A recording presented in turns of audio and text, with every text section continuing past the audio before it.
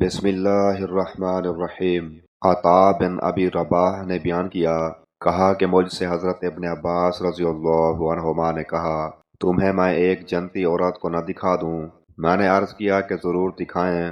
کہا کہ ایک سیاہ عورت نبی کریم صلی اللہ علیہ وآلہ وسلم کی خدمت میں آئی اور کہا کہ مجھے مرگی آتی ہے اور اس کی وجہ سے میرا سطر کھل جاتا ہے، میرے لیے اللہ تعالیٰ سے دعا کر دیجئے۔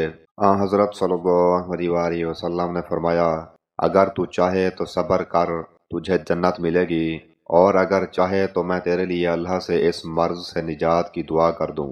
اس نے عرض کیا کہ میں صبر کروں گی۔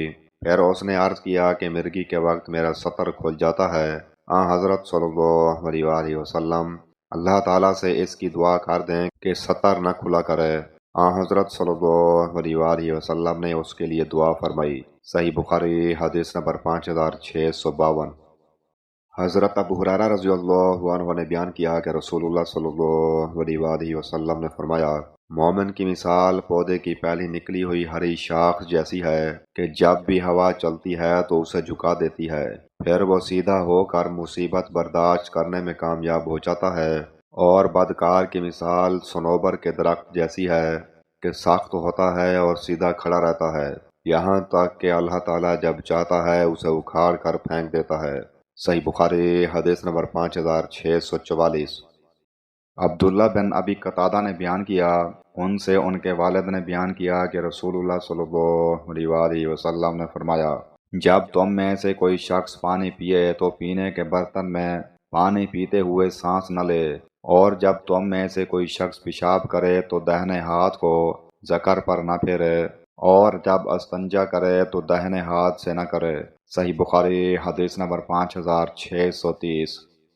عبداللہ بن مسعود رضی اللہ عنہ نے بیان کہ میں رسول اللہ صلی اللہ علیہ وآلہ وسلم کی خدمت میں آپ کے مرض کے زمانے میں حاضر ہوا۔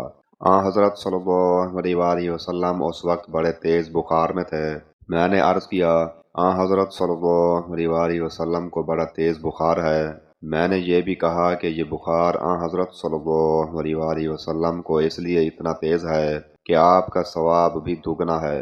آپ نے فرمایا کہ ہاں، جو مسلمان کسی بھی تکلیف میں گرفتار ہوتا ہے تو اللہ تعالیٰ اس کی وجہ سے اس کے گناہ اس طرح جھاڑ دیتا ہے جیسے درخت کے پتے جھڑ جاتے ہیں۔